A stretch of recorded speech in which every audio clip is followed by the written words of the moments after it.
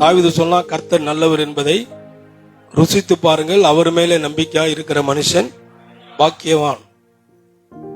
அவர் நல்லவர் என்பதை நம்ம ருசி பார்க்கணும்.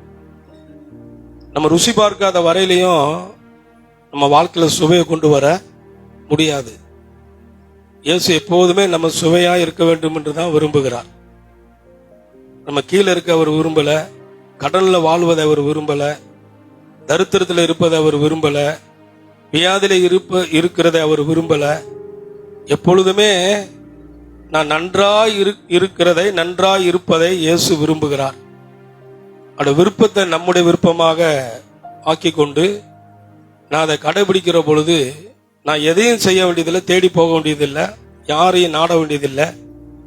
நான் அவருடைய சித்தத்தை செய்கிற பொழுது, அவருடைய வார்த்தைக்கு நான் செவி கொடுக்கிற பொழுது, முதலாவது அவருடைய ராஜ்யத்தின் நீதியை தேடுகிற பொழுது, மற்ற எல்லாமே உங்களுக்கு என்ன தேவையோ அது எல்லாமே கர்த்தர் என்ன பண்ணுவாரு?